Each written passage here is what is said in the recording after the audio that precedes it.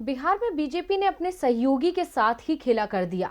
पहले तो उपचुनाव में बीजेपी ने एनडीए में शामिल अपनी सहयोगी विकासशील इंसान पार्टी यानी वीआईपी के खिलाफ अपना उम्मीदवार उतार दिया और फिर बिहार विधानसभा में वीआईपी के तीनों विधायकों को अपने पाले में कर उसे करारा झटका दे दिया। बीजेपी की इस रणनीति को लेकर अब सवाल उठ रहे हैं कि अगला नंबर किसका है। विपक्षी दल भी बीजेपी के सहयोगियों को सावधान कर रहे हैं। बीजेपी का राजनीतिक इतिहास रहा है सत्ता हासिल करने के लिए सहयोगी बनाओ और फिर सहयोगियों को कमजोर कर उसके गढ़ पर कब्जा कर लो। गोवा, महाराष्ट्र, असम, पुडुचेरी, हरियाणा सहित तमाम राज्यों में बीजेपी अपने सहयोगियों की कीमत पर ही सत्ता तक पहुंची और अब ताजा मामला बिहार का है, जहां बीजेपी ने अपनी सहयोगी पार्टी वीआईपी के सभी विधायकों को अपने पाले में कर बिहार विधानसभा में सबसे बड़ी पार्टी का तमगा हासिल कर लिया। पहली बार बिहार विधानसभा में बीजेपी सबसे बड़ी पार्टी बनी है। वीआईपी के तीनों विधायकों के बीजेपी में शामिल होने के बाद अब बिहार विधानसभा में बीजेपी विधायकों की संख्या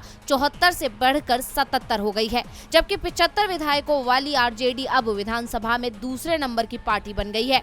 वीआईपी के साथ हुए इस खेल को लेकर आरजेडी ने अब बीजेपी के दूसरे सहयोगियों से कहा है कि वो संभल जाएं। आरजेडी प्रवक्ता मृत्युंजय तिवारी ने कहा, बीजेपी ने वीआईपी के साथ जो कुछ किया है वैसा ही हर्ष जीतन मांझी की पार्टी हम के साथ भी हो सकता है। हम के बिहार विधानसभा में 4 विधायक हैं, ऐसे में जीतन राम मांझी की मुश्किलें बढ़ सकती हैं। दूसरी ओर यूपी में भी बीजेपी की सहयोगी निषाद पार्टी और अपना दल ऐस मुश्किल में फंस सकती है। दोनों पार्टियां अभी यूपी सरकार में ज्यादा हिस्सेदारी की बात कर रही थी, लेकिन बिहार बीजेपी के दाव के बाद दोनों ही दल चिंतित दिख रहे हैं। यूपी विधानसभा चुनावों में अनुप्रिया पटेल के नेतृत्व वाले अपना दल एस को 12 और संजय निषाद की निषाद पार्टी को 6 सीटें मिली हैं। इसके साथ ही निषाद पार्टी के 5 उम्मीदवार बीजेपी के चुनाव चिन्ह पर भी चुनाव जीते हैं। ऐसे में हम के साथ निषाद पार्टी और अपना दल एस तीनों की ही ये चिंता है कि अगर बीजेपी के खिलाफ आवाज उठाई गई तो कहीं उनकी पार्टी में ही बीजेपी सेंध